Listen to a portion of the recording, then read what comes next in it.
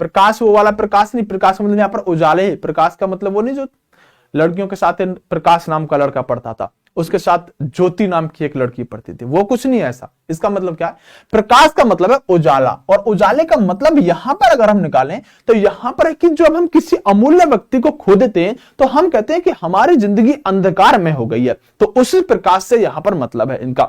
बहुत बढ़िया आंसर दे रहे हैं आर एस मौर्य जी, बहुत सुंदर डी आंसर देने की कोशिश कर रहे हैं जवाहरलाल नेहरू। बहुत इंपोर्टेंट प्रश्न है मेरे लालो, इसको इंपोर्टेंट की कैटेगरी में आप रख लीजिएगा, इंपोर्टेंट की कैटेगरी में आप रख लीजिएगा, क्योंकि यह प्रश्न आपको कई परीक्षाओं के अंदर पूछा गया है कि किसने कहा था। अच्छा, एक और प्रश्न मैं यहीं पर आपके ऊपर फेंक कर मार रहा हूं, जरा ध्यान से उसका आंसर दीजिएगा।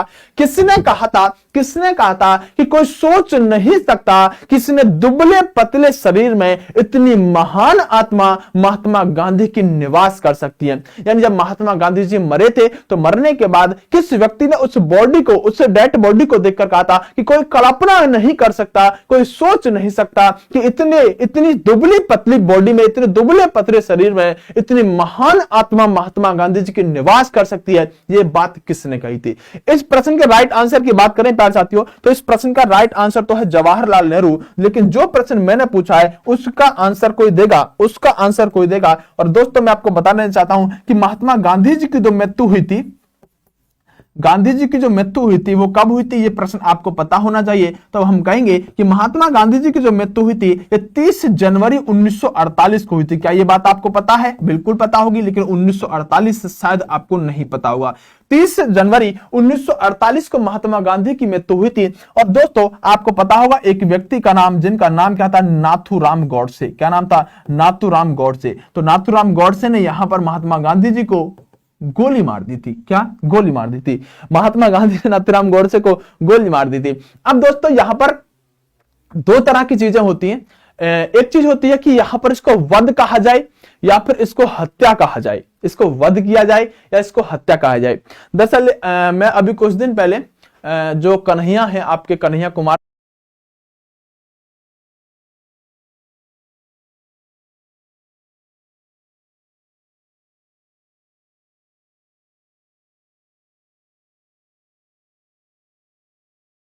के नाम से प्रसिद्ध है, तो वो डिबेट कर रहे थे संबित पात्रा जी के साथ, जो आपके जो प्रवक्ता है भारतीय जनता पार्टी के।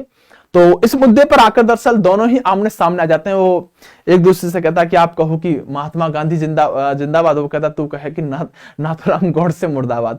तो उन्होंने कहा कि महात्मा गांधी जी की जो नाथूराम गॉडसे ने ये हत्या की है, वध की है, ये हत्या की है या वध किया है। तो इस बात पर दोनों, मतलब ये मामला ही कुछ ऐसा है कि इसमें दोनों के अपने अपने विचार, अपने अपने विचारधारा एकदम से टकराव हो जाता है। तो आप इस बात को सभी को जानते हैं, लेकिन जो भी आप सभी जानते हैं, क्योंकि वो राजनीतिक मामला है, हम वहां नहीं जाएंगे। हमको मतलब है सिर्फ यहां पर अपने किसने मारा, कब मरे और महात्मा गांधी जी के बारे में पढ़ने से। ठीक है, क्यों गोली मारी थी? रामपाल शर्मा, देखो गोली मारने के पीछे तो बहुत सारे कारण थे, लेकिन यहां इस मंच से उस चीज को मैं आपसे पेश नहीं कर सकता। बस आप इतना समझो कि इन्होंने यहां पर इनकी हत्या कर दी थी। ठीक है, चलिए ओके आगे बढ़ते हैं। चलिए तो प्यारे साथियों, एक प्रश्न मैंने अभी आपसे पूछा था जिसका आंसर तो आपने किसी ने भी नहीं दिया, किसी ने भी एक ने भी आंसर नहीं दिया। ओके, अनुराग मिश्रा, जो ईडब्ल्यूएस के लिए आप रिलैक्सेशन के लिए बता रहे हो, ट्विटर के लिए 15-12 दिन बता रहे हो।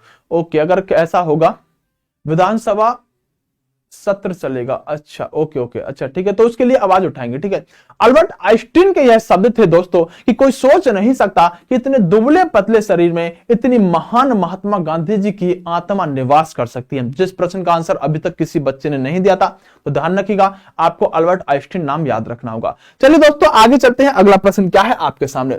गांधी जी को वन मैन बाउंड्री फोर्स कहकर किसने संबोधित किया था? दोस्तों सारे के सारे प्रश्न गांधी पर लेकर चलूंगा, एक एक टॉपिक के हिसाब से प्रश्न लेकर चलूंगा। जिस दिन जिस टॉपिक को उठाऊंगा उस दिन उस टॉपिक के सारे इंपोर्टेंट प्रश्न को मैं सब एक तरफ से खत्म कर दूंगा। लेकिन आप सभी को सिर्फ वीडियो को शेयर करना होगा, वीडियो को लाइक करना होगा, जिसकी वजह से आप एक एक टॉपिक के वाइज सारे के सारे प्रश्नों को बहुत अच्छी तरह से क्लियर कर पाओ। निशांत यादव, थैंक यू मेरे भाई। चलिए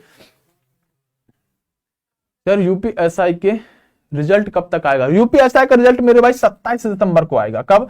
27 दिसंबर को यूपीएससी का रिजल्ट आएगा। ठीक है, ओके, चलो प्रश्न पर चलते हैं।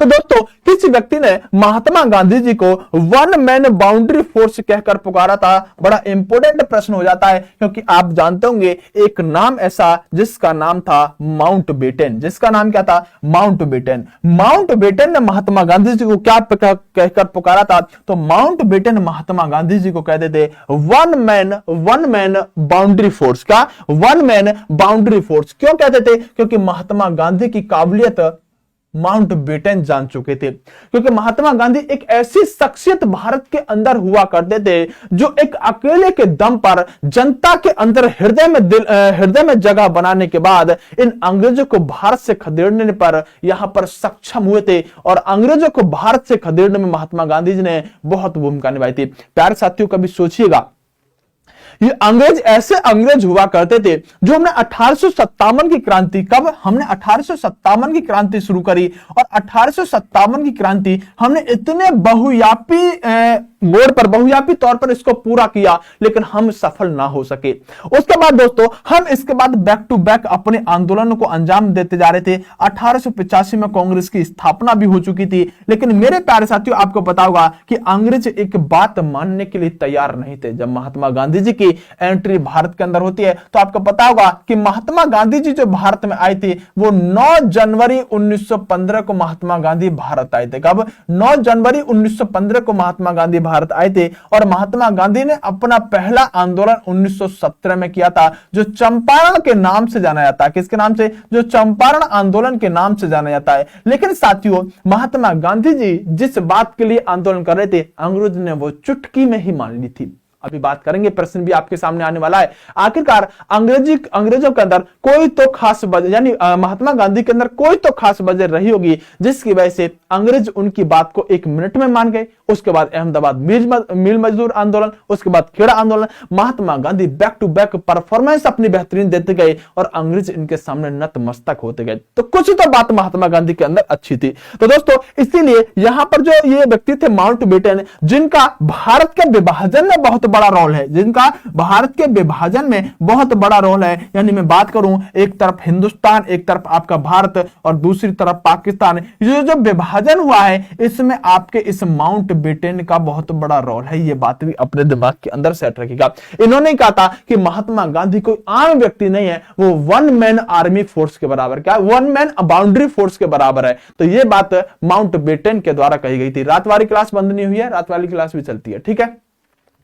चलिए मेरे प्यारे साथियों, अगले प्रश्न पर बताओ, गांधी जी ने अपना पहला सत्याग्रह आरंभ कहां किया था? जब महात्मा गांधी पहली बार भारत में आए, तो सबसे पहले एक प्रश्न मैं और भी यहां पर पूछना चाहूंगा मेरे लालो, जरा बताने की कोशिश कीजिएगा कि जब महात्मा गांधी मान लो भारत में 9 जनवरी को आ चुके थे, जब महात्मा गांधी भारत में 9 जनवरी को आ चुके थे, और महात्मा गांधी ने जो अपना पहला आंदोलन चलाया, 9 जनवरी को महात्मा गांधी भारत में आ गए थे, और 9 जनवरी से 1915 से लेकर महात्मा गांधी पहला आंदोलन कब कर रहे हैं? तो आप कहोगे सर 1917 में कर रहे हैं। जरा एक बात बताओ, आखिरकार 1917 में महात्मा गांधी जी ने पहला आंदोलन क्यों किया?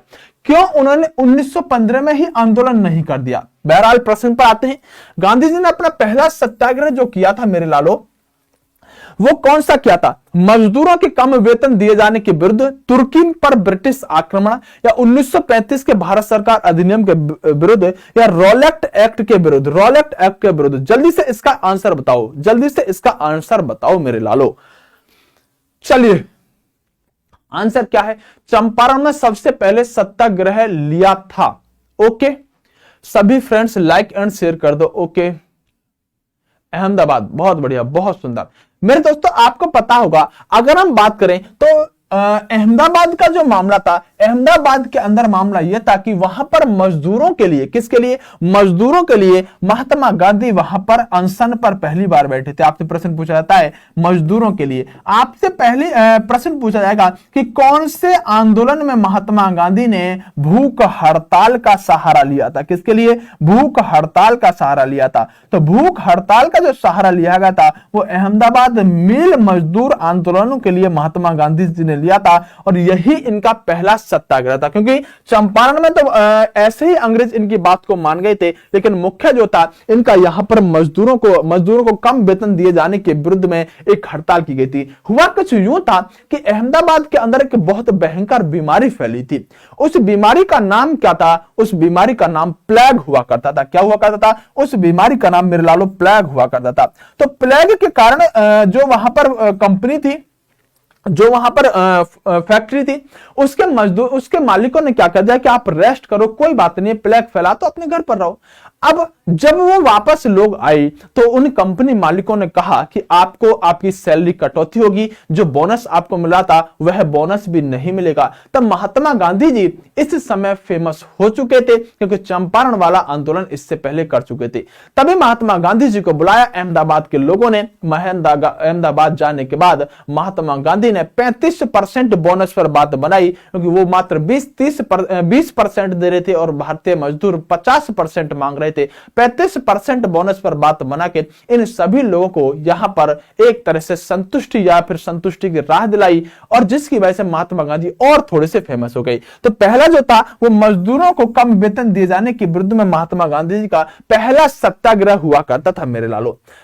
चंपारण में 3 कटिया प्रथा का तात्पर्य क्या था? मैं आपको अभी बता चुका हूं कि पहला जो इनका आंदोलन था वो चंपारण वाला था। बिहार के अंदर चंपारण पड़ता है, ये बात आपको सभी को अच्छी तरह से पता होगी। कहां पर पड़ता है बच्चों? ये बिहार के अंदर पड़ता है। जो बिहार वाले बच्चे होंगे इस बात को बहुत अच्छी तरह से जानते होंगे। प्यारे साथियों, अगर हम बात करें चंपारण के बारे में, तो सबसे पहली बात तो आपसे यही पूछ लिया जाएगा कि चंपारण कहां पर अवस्थित है। तो आप एक ही बात कहोगे, सर चंपारण हमारे बिहार में पड़ता है, प्यारे से बिहार में। ठीक है, प्यारा सा बिहार हो गया वो। चंपारण हमारे बिहार के अंदर पड़ता है। दोस्तों ये बात हुआ करती थी जब चंपारण आंदोलन महात्मा गांधी करने जा रहे थे, बात हुआ करती थी 1917 की। कब? 1917 में महात्मा गांधी ने चंपारण का एक यहां पर आंदोलन उठाया, जिसका कारण क्या था? तो दोस्तों महात्मा गांधी जी एक बार गए हुए थे लखनऊ। कहां पर? महात्मा गांधी जी गए हुए थे एक बार लखनऊ, और लखनऊ के अंदर एक व्यक्ति से इनकी मुलाकात हो जाती है, जिस व्यक्ति को आप राजकुमार शुक्ल के नाम से जानते हो। किस नाम से बेटा? राजकुमार शुक्ल के नाम से जानते हो। और राजकुमार शुक्ल नाम के जो व्यक्ति थे, इन्होंने थोड़ी सी बता चंपारण के लोगों के बारे में बता दी। तो महात्मा गांधी तो उस समय 1917 में इनको मौका चाहिए था कि मैं कब हीरो बनूं, मैं कब हीरो बनूं। इसलिए महात्मा गांधी ने मौका देखा और राजकुमार शुक्ल से लखनऊ में मुलाकात करने के बाद महात्मा गांधी राजकुमार शुक्ल के साथ कहां के लिए प्रस्थान कर जाते हैं? राजकुमार शुक्ल के साथ महात्मा गांधी जी प्रस्थान कर जाते हैं आपके बिहार के लिए, और वहां पर जाकर अंग्रेजों के खिलाफ कूद जाते हैं। जिसकी कारण क्या था? जिसका कारण क्या था वहां आंदोलन करने का महात्मा गांधी जी का? तो महात्मा गांधी जी का वहां कारण था नील की खेती। क्या? नील की खेती कारण था। अब नील की खेती सर इसका मतलब क्या हुआ? तो बेटा इसका मतलब यह हुआ कि जो चंपारण था ना, वहां पर अंग्रेजों ने एक फिक्स एरिया पर नील की खेती करने का आदेश दे रखा था कि किसानों को इतने भाग पर तो नील की खेती करनी ही करनी पड़ेगी। अब हुआ क्या? जब तक सारी चीजें ठीक चल रही थी तो कोई समस्या किसी को थी नहीं, लेकिन हुआ क्या दोस्तों? मार्केट के अंदर आ जाते हैं रासायनिक कलर। जब रासायनिक कलर आ जाते हैं तो नील के दाम जो थे वो मार्केट में कम हो जाते हैं। मतलब जब रासायनिक कलरों से कपड़ा रंगा जाने लगा तो नील जो था उसका प्रयोग लोग कम करने लगे। आप आज के समय में बताओ कितने लोग नील लगाकर कपड़े पहनते हैं? कुछ भी नहीं पहनते होंगे। तो नील की खेती जब लोग करते थे तो रासायनिक कलर आने से नील के दाम होने लगे कम। लेकिन वहां के अंग्रेजों ने इस बात के लिए वादा किया, नहीं आप नील की ही खेती करोगे, आपको नहीं इतना टैक्स देना पड़ेगा, कर देना पड़ेगा। तो इस नील की खेती से यहां पर छुटकारा दिलाने के लिए महात्मा गांधी चंपारण के अंदर जाते हैं। कारण क्या था? नील की खेती। कारण क्या था? नील की खेती। तो राइट आंसर आप लगा देंगे। तब आप क्या कहेंगे? ये क्या था? ये 3 कठिया व्यवस्था। ये 3 कठिया व्यवस्था क्या था? तब आप कहेंगे कि 3/30 भाग पर, 3/19 भाग पर, या 3/18 भाग पर, या 3/18 भाग पर। राइट आंसर मेरे लालो क्या है? राइट आंसर मेरे लालो क्या है? जल्दी से आंसर करो। हाँ भाई, 3/30 या 3/19 या 3/18, या इनमें से कोई नहीं, या इनमें से कोई नहीं। हाँ, नील की खेती तो है। इसमें से ऑप्शन बताओ मेरे लालो, इसमें से राइट आंसर क्या होगा? इसमें से राइट आंसर क्या होगा? फटाफट से आंसर करो, जल्दी से, तेजी से। बहुत बढ़िया। सिद्धार्थ कुछ अच्छा लिखने की कोशिश कर रहे हैं, बहुत बढ़िया Siddharth. D for Daya, okay Daya, चलिए बहुत सुंदर, बहुत बढ़िया। अभय कुशवाहा बता रहे हैं यहां पर 3/20, मीरा बता रही है 3/20, दीपक बता रहे हैं 3/18। बिल्कुल बहुत बढ़िया, बहुत सुंदर, जबरदस्त, जोरदार। विश्वजीत भी 3/20 बता रहे हैं, विश्वजीत भी 3/20 बता रहे हैं। बिल्कुल, अगर हम बात करें उपरोक्त में से कोई नहीं, जो ये नील की खेती थी, ये 20 भाग में से 3 भाग पर आपको नील की खेती करनी ही थी, जब भी तो इसको 3 कठिया, क्योंकि 3 आ गया ना, 3 कठिया व्यवस्था, तभी तो इसको कहा गया था। राइट आंसर क्या होगा? 3/20 भूमि पर इनको यहां पर नील की खेती करना अनिवार्य करा दिया गया था। कोई शक? चलिए बहुत बढ़िया रहा। सपना बहुत बढ़िया, बहुत सुंदर। नरेश कुमार बहुत सुंदर मेरे भाई। एक बार सारे वीडियो को भाई लाइक वाइक करते रहना, शेयर वेयर करते रहना। कभी ऐसे सोचो कि ऐसे काम चल जाएगा, अगर शेयर वेयर नहीं करोगे तो तुम्हारी हो जाएगी कटाई। क्या हो जाएगा? तुम्हारी हो जाएगी कटाई। फिर मत कहना सर आपने हमें बिना कहे मारा, आपने हमें बिना कहे मारा, इसलिए बेटा मार कर पिटाई लगेगी तुम्हारी, ठीक है। चलिए बहुत बढ़िया। प्रभात द्विवेदी बहुत बढ़िया, ज्योति साहू बहुत बढ़िया, प्रियांशु सिंह, इनमें से कोई नहीं, बहुत बढ़िया प्रियांशु। चलिए अगले प्रश्न पर आओ। दक्षिण अफ्रीका से लौटने के पश्चात गांधी जी ने सर्वप्रथम सफल सत्याग्रह आरंभ किया था। चोरा चोरी एमपी मध्य प्रदेश के अंदर, डांडी में यहां पर आंध्र प्रदेश के अंदर, चंपारण जो आपका उत्तर प्रदेश, चंपारण उत्तर प्रदेश, ओके, बारदौली बिहार के अंदर। ओए अच्छा, इसने मिलान करने के लिए दे रखा है क्या? दक्षिण अफ्रीका में लौटने के पश्चात गांधी जी ने प्रथम सफल सत्याग्रह किया था।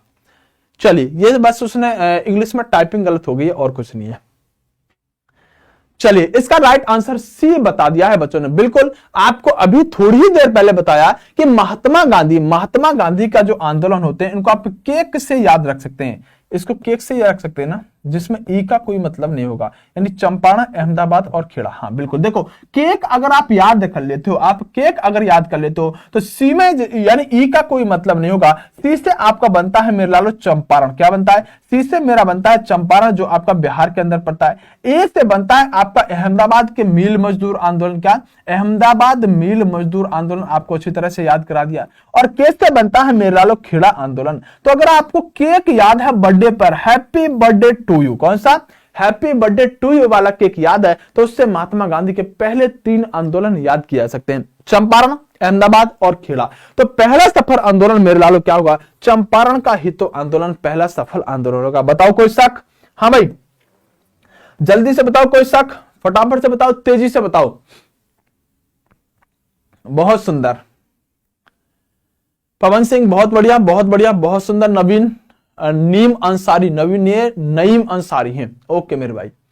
रॉक स्टार मुकेश बादल, चंपारण, दया, बहुत बढ़िया, बहुत सुंदर। राइट आंसर क्या होगा? चंपारण। लेकिन ये कहां पर है? तो आप कहेंगे सर ये आपका पड़ता है बिहार के अंदर। किसके अंदर? ये पड़ता है आपका बिहार के अंदर। चलो भाई अगले प्रश्न पर चलते हैं। अगला प्रश्न क्या है आपके लिए?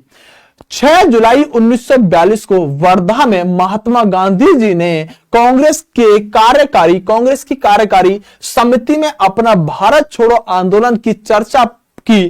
तब उस समिति के अध्यक्ष कौन थे? Very very most important. इस प्रश्न को लगा लो मेरे लालो, क्योंकि ये प्रश्न तुम्हें हिलाकर रख देगा।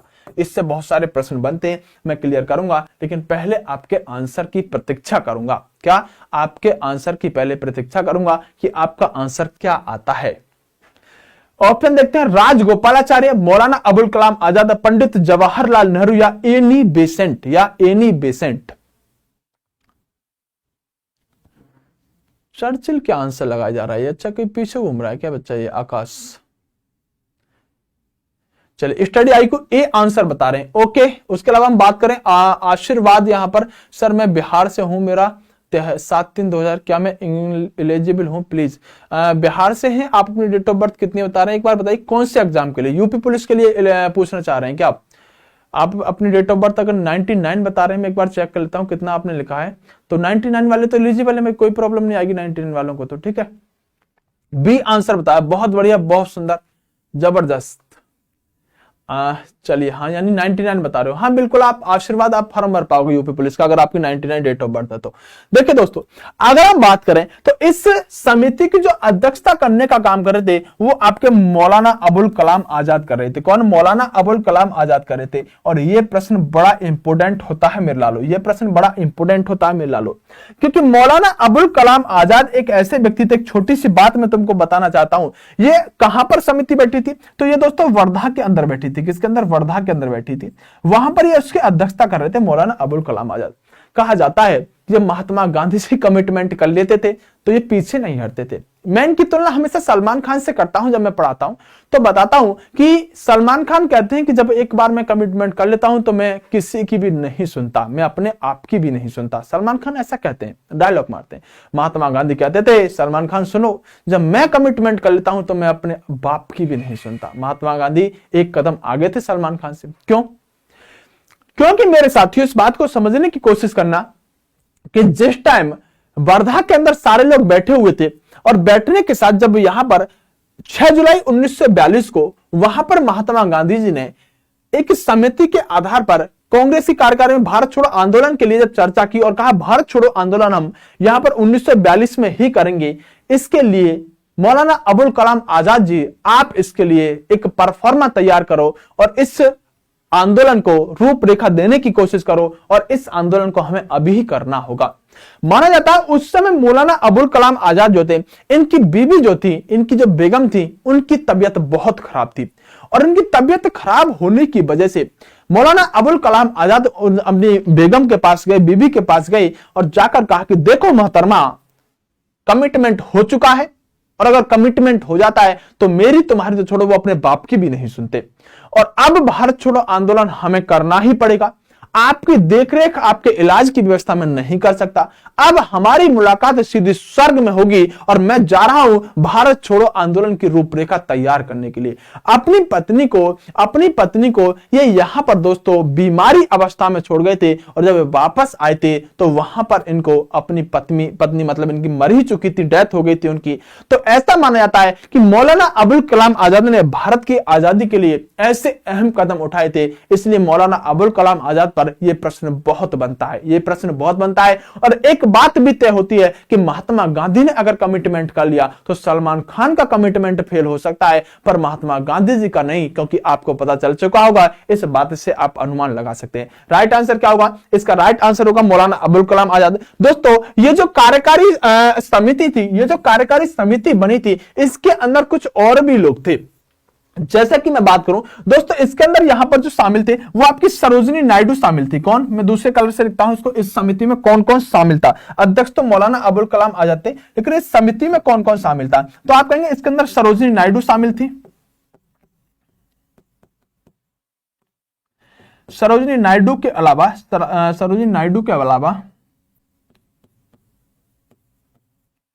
इसके अंदर JL नेहरू शामिल थे। कौन?